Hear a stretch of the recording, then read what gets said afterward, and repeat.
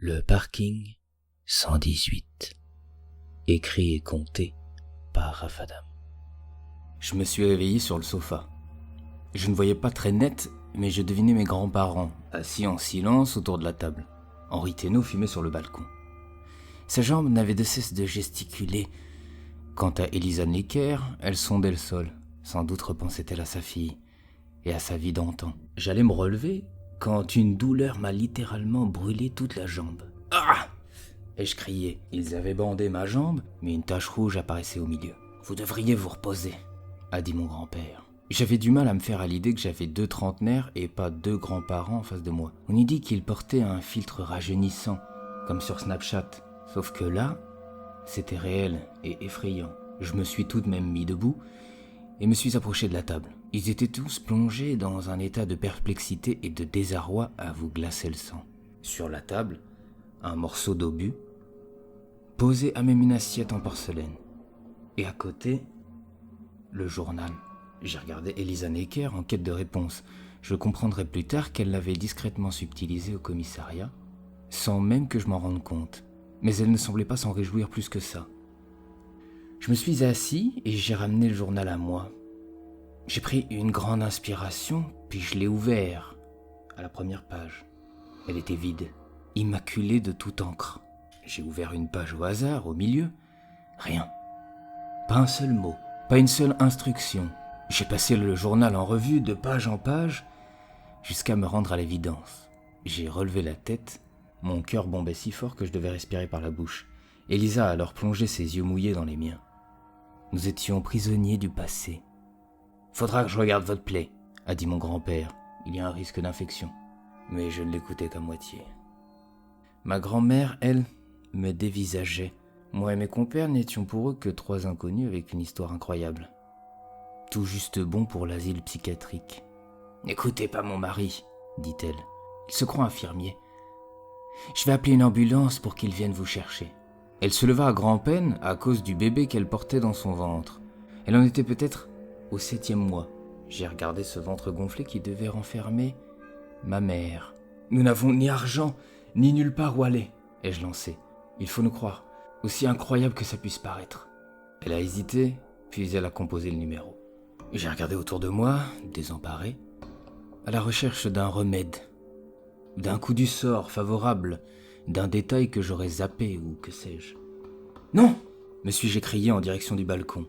Henri Thénault était monté sur la rambarde. Alors, Elisa Necker s'était lancée, suivie de mon grand-père. J'essayais de me joindre à eux, mais ma jambe était lourde comme le boulet d'un bagnard. Par la fenêtre, je les ai vus agripper Thénault par la chemise et le tirer en arrière. Ils sont tous retombés lourdement sur la petite terrasse. Je suis allé dans l'embrasure de la porte et j'ai vu Thénault pleurer comme s'il venait de tout perdre jusqu'à son dernier espoir. « Ça va aller, mon gars, » lui dit mon grand-père. « Ça va aller. » 3 semaines plus tard, j'avais fini par négocier avec ma grand-mère un sursis. « Accueillez-nous pendant 3 semaines, avais-je dit. Après quoi, nous partirons. » Mon grand-père, plus empathique, avait fait pencher la balance en notre faveur. Au moins avions-nous un endroit où dormir et de quoi manger pendant un temps. Et ce que j'avais espéré arriva. Un signe du destin. Nous étions sortis nous changer les idées. L'état mental d'Henri me préoccupait. Mais ses pulsions suicidaires semblaient endormies pour l'instant. Quant à Elisa, elle se comportait en mère protectrice. Sa fillette lui manquait. Et je suppose que prendre soin d'Henri l'aidait à ne pas oublier ce que c'était que d'être mère. Vous imaginez bien comme je me sentais coupable. Aussi avais-je pris soin d'organiser l'après-midi. Balade dans le quartier, course au marché. J'avais même prévu de leur offrir un verre, avec l'argent des grands-parents bien sûr. Bref, j'essayais de donner un semblant de normalité à nos malheurs. En fin de journée, nous sommes revenus à pied. Nous marchions en silence quand une explosion prodigieuse a retenti au loin. Elisa a agrippé Henri et nous nous sommes spontanément regroupés. Un immense nuage de fumée et de feu s'est élevé dans le ciel. « Allons-y !» ai-je dit avant de marcher aussi vite que je pus. Ma jambe me faisait mal, mais je n'en avais que faire. Ils m'ont aidé à parcourir les 2 kilomètres qui nous séparaient de l'explosion. L'aile est du bâtiment avait pris feu. Les pompiers étaient déjà sur place. Et un cordon nous empêchait d'avancer davantage. Une enceinte entourait tout le bâtiment. « LPQA », dit Elisa en désignant un panneau installé près du portail. J'ai regardé le logo et j'ai pensé instantanément au journal de mon grand-père. Tout a commencé avec l'explosion du LPQA. Ma poitrine s'est soulevée bien haut et je n'ai pu contenir ma joie. Mais l'un des pompiers s'est retourné vers moi et j'ai réfréné sec mes émotions. « On peut savoir ce qui vous rend si joyeux ?» m'a-t-il lancé avant de prêter renfort à ses pairs. « Le laboratoire de physique quantique appliquée. » Et je chuchotais à Théno et Elisa. Le journal parlait de cette explosion. Allez, venez. Et je les entraînais vers la maison. Ou plutôt devrais-je dire qu'ils me ramenèrent à la maison, tant ma jambe devenait lourde et impotente. Arrivé sur place, ma joie a laissé place à l'horreur. Des pompiers et des ambulanciers s'affairaient autour de l'immeuble. La portée de l'explosion avait été telle que des projectiles avaient percuté le sol du parking et une partie de la façade. Un fût étrange et imposant était venu s'enfoncer profondément dans le sol. Je reconnus l'emplacement 118. Et non loin, une femme étendue. Je m'avançai vers le grillage pour mieux voir. C'était ma grand-mère. Des pompiers l'entouraient. Ils portaient des masques à gaz à cause du nuage orangé qui s'échappait de l'objet planté au sol. On eût dit un fût, ou peut-être un obus, ou une bobine, un peu de tout ça à la fois. L'un des pompiers essayait de garder mon grand-père à distance. « Laissez-nous faire, monsieur », disait-il. Elisa et Théno m'ont pris par les bras et nous nous sommes approchés au plus près. Nous avons attendu. Ils ont mis ma grand-mère dans l'ambulance et mon grand-père a insisté pour monter à bord. Les badauds se sont écartés et l'ambulance a disparu dans la rue. Heureusement pour nous, mon grand-père m'avait donné un peu d'argent. Nous avons fait 4 hôtels avant de trouver un endroit pas trop cher où loger. Pas moyen d'approcher le parking 118 désormais. Et tout l'immeuble fut évacué. Le lendemain du drame, nous sommes approchés. Les militaires avaient interdit l'accès à une dizaine de rues adjacentes. Après quoi, nous nous sommes rendus à l'hôpital. « Profitez-en pour vous faire soigner », a dit Théno en franchissant l'entrée. Je l'ai regardé, un peu étonné. Il semblait avoir repris espoir, et il savait sans doute que son sort dépendait de mon état de santé. En somme, qu'il fallait me garder en vie. « Bonjour », a dit Elisa au comptoir. « Notre amie a une vilaine blessure à la jambe. J'ai peur que ça s'infecte. » Elle a continué à parler, mais je n'écoutais plus. « J'étais venu pour voir ma grand-mère, pas pour ma jambe. » On nous a fait patienter. Puis un infirmier a vérifié ma plaie dans une salle aseptisée. Il a ôté le bandage, a désinfecté et refermé la plaie à l'aiguille. « Arrêtez de bouger, s'il vous plaît, » m'a-t-il dit. J'avais le syndrome de la jambe sans repos. J'étais tout à la fois inquiet pour ma grand-mère et enthousiaste à l'idée d'ouvrir un nouveau portail temporel. De revenir chez moi, dans mon époque, avec ma génération. Il a pris mon nom et mon prénom, puis il m'a fait signer une feuille. En me voyant, Elisa et Henri se sont mis debout, comme un seul homme. Ils s'étaient préoccupés. Oh, j'ai demandé à voir ma grand-mère à l'accueil, mais on a refusé de me donner sa chambre. « Le grand-père !» a alors dit Théno. Dans le couloir, mon grand-père attendait assis sur une chaise, la tête baissée, le regard vide. Je me suis approché seul. Il a relevé la tête vers moi. « Je suis désolé, » ai-je dit. « Comment va-t-elle » Il m'a dévisagé et j'ai vu poindre la colère en lui. « Depuis que vous êtes apparu dans nos vies, » a-t-il dit, « vous n'avez apporté que des problèmes. Qui êtes-vous »« Calme-toi, » ai-je dit. « Je suis... » « Ne me dites pas de me calmer. Qui êtes-vous, bon sang ?» J'ai reculé, puis j'ai fini par m'éloigner, tandis que mon grand-père m'interpellait et m'insultait toujours.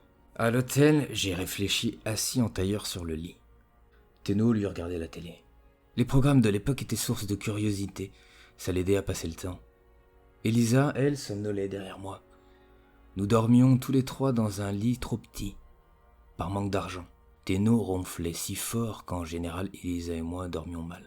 Ce que j'avais lu dans le journal m'apparaissait sous un nouveau jour. D'une manière ou d'une autre, l'explosion avait doté ma grand-mère d'un pouvoir. Et avant cet événement, je n'en étais pas doté moi-même. Mais maintenant qu'elle l'avait, il était probable que je l'aie. Sans doute ce changement avait-il affecté son ADN. Et sans doute le don était-il transmis d'une génération à l'autre. Dans son journal, mon grand-père insistait cependant sur l'importance du parking. Il disait qu'il était conducteur, et que sans lui, il était a priori impossible d'ouvrir un portail assez grand. Certains passages, jusque-là saugrenus et burlesques, m'apparaissaient comme nécessaires. Premièrement, ne pas manger au moins 2 heures avant un saut temporel. Ça tombe bien, on n'avait pas beaucoup d'argent. Deuxièmement, le parking est l'endroit idéal pour voyager dans le temps. C'est un tremplin. Troisièmement, une fois dans l'autre monde, Il faut trouver l'emplacement équivalent du parking. Se fier aux vibrations et bourdonnements. Ça restait un peu mystérieux, mais j'avais une petite idée derrière la tête. Quatrièmement, si tu reviens à une époque où tu vivais déjà, ton moi du futur fait disparaître ton moi du passé. Car 2 mois ne sauraient exister à la même époque. Ces quelques conseils de grand-père prenaient sens, mais je n'avais pas tout lu du journal. Et il faut aussi dire qu'il n'avait pas été écrit par ma grand-mère, mais par mon grand-père. Ce qui peut être un biais supplémentaire, je suppose. J'ai un plan. Ai-je lancé à Elisa et Henri. Mais j'espère bien, a dit Henri. Car nous n'avons plus un rond. Mais quand nous reviendrons, je compte bien vous traîner en justice. Et vous rembourserez nos voitures, naturellement. Sa colère était justifiée, tout comme celle d'Elisa, qui n'avait plus revu sa fille depuis des semaines. J'ai regardé sur la commode 2 billets. De quoi payer une nuit de plus et peut-être une baguette de pain. Ou quelques pintes, histoire de se saouler et d'oublier tout ça. J'ai dégluti et je lui ai donné raison. C'était le plan de la dernière chance. Au LPQA, ils avaient augmenté la sécurité aux grandes dames du gérant du bar qui se trouvait à 4 rues de là. « Voilà des jours que j'ai pas un client », nous a lancé le gérant. « Qu'est-ce que je vous sers ?»« 3 pintes, s'il vous plaît », a dit Elisa sans nous demander ce qu'on voulait. Le barman à la moustache est parti derrière son comptoir. Nous regardions au dehors. La rue déserte et éclairée par quelques lampadaires. Tout au bout, un poste militaire. Et par-delà, l'un des portails qui menaient au laboratoire. Le gérant a dû nous prendre pour des fous. Il a posé les bières, mais nous n'avons Dieu que pour cette rue. « Sacré bordel, n'est-ce pas ?» a-t-il dit. « Ah, j'espère que tout ça prendra bientôt fin. » Et voyant que nous ne disions rien, pas même merci, il est reparti essuyer ses verres. Soudain, Teno m'a mis un coup de coude assez rude. J'ai posé un billet sur la table et nous nous sommes levés sans toucher à la bière. « Hé !» a dit le barman. « Vous avez rien bu ? Vous allez me payer tout de même, hein ?» J'ai mis un billet sur la table et je dis « Gardez la monnaie. Et la bière ? Vous l'avez pas bu ? Je vais pas acheter la bière tout de même. » J'ai réfléchi puis j'ai dit « Vous avez raison. Nous allons les boire en terrasse si ça ne vous dérange pas. » Je lui ai tendu le billet et j'ai souri aussi aimablement que possible. Elisa m'a aidé à apporter les bières au dehors et nous nous sommes assis autour d'une petite table ronde. « Il est passé où ?» a demandé Teno. On s'est tous immobilisés pour scruter les ténèbres de la rue. « Là-bas !» a dit Elisa.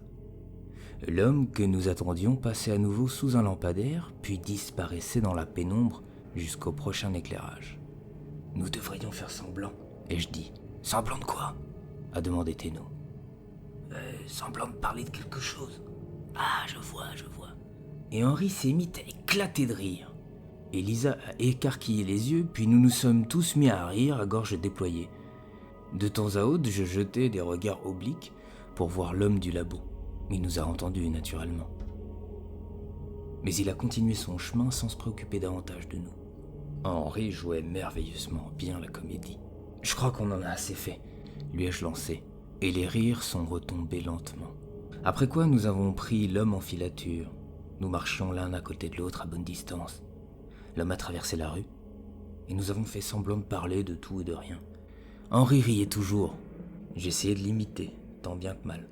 L'homme est entré dans une ruelle, et nous avons pressé le pas pour ne pas le perdre de vue. J'ai passé une tête à l'angle de la rue, et j'ai vu qu'il accélérait le pas. Il entrait déjà dans la petite allée qui menait chez lui. « Vite !» ai-je dit. « Il faut l'intercepter. » Sans me faire prier, j'ai vu Elisa et Teno courir vers lui et le mettre à terre tandis qu'il s'apprêtait à ouvrir. Ils étaient prêts à tout pour en finir. L'homme, dont nous avions observé les allées et venues des jours durant, a émis quelques cris rapidement étouffés par Henri. Il pesait de tout son poids tandis qu'Elisa subtilisait sa sacoche en cuir noir. Puis Henri a mis sa main sur sa bouche et il a serré son cou de l'autre.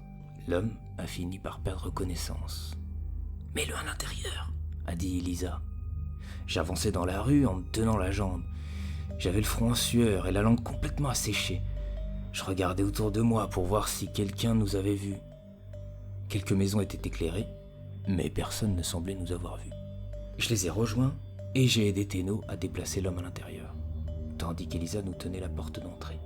Elle a refermé dès que nous avons franchi le seuil. L'homme s'appelait Félix Nel. Il était physicien. On l'avait ligoté contre le radiateur. Il avait un mouchoir en tissu dans la bouche. Je l'ai retiré pour lui parler. « Je suis désolé », ai-je dit. « Ce serait trop long à expliquer. Je pense qu'ils viendront vous chercher d'ici un jour ou deux. Peut-être moins. » Il n'a d'abord rien dit et a observé notre accoutrement. Nous portions tous les trois des blouses blanches trouvées dans sa garde-robe. Henri Thénault avait même pris ses lunettes noires aux verres épais. Étrangement, il n'y avait pas de photo sur ce badge. Elisa et Henri portaient des dossiers trouvés dans le bureau. Ils portaient eux aussi des badges sans rapport avec le LPQA.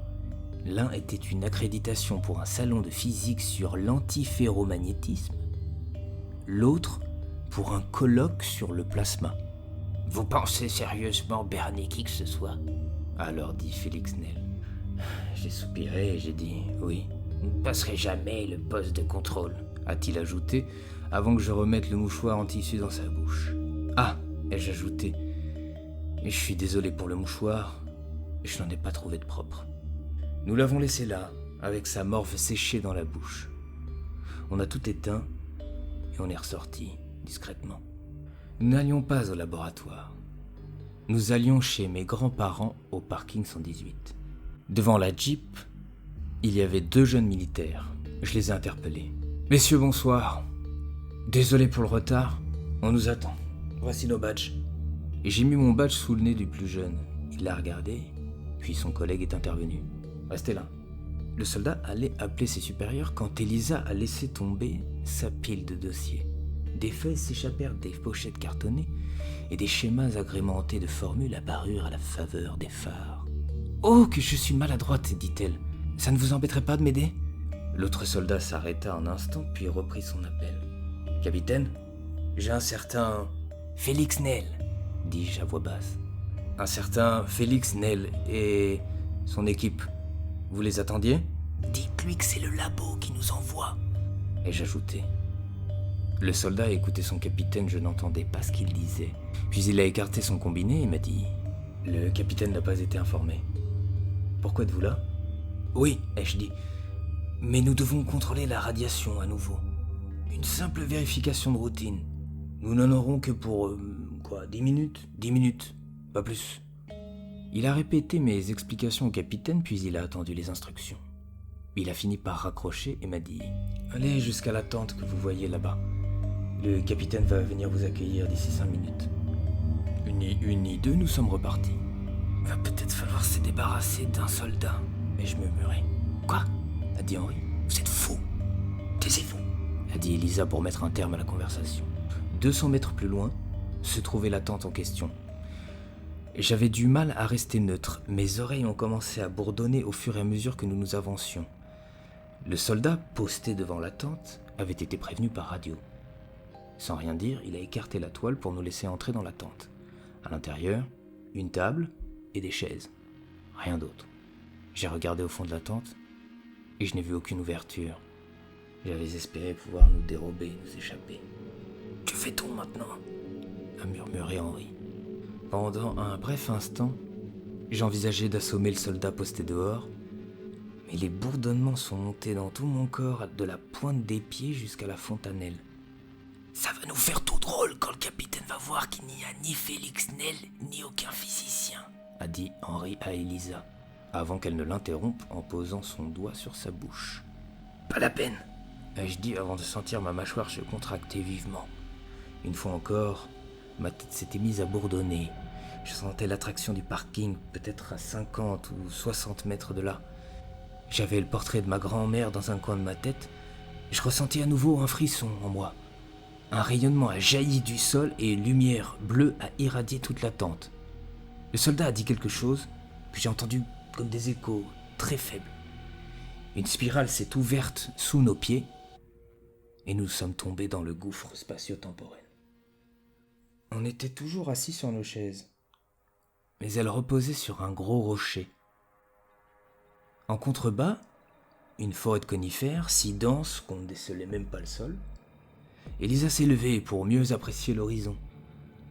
Au loin, il y avait une montagne. Elle s'est retournée vers nous et elle a ouvert les yeux en grand. Elle n'a rien dit, mais elle semblait montrer quelque chose du doigt. J'ai froncé le sourcil. Henri et moi, on s'est retournés pour voir, et là, on les a vus. 3 hommes fort poilus, portant des peaux d'animaux en guise de vêtements. Ils pointaient leurs épieux en bois sur nous. Ils semblaient avoir peur. Mais leur peur ne fut rien, comparé aux frissons qui parcoururent mon échine.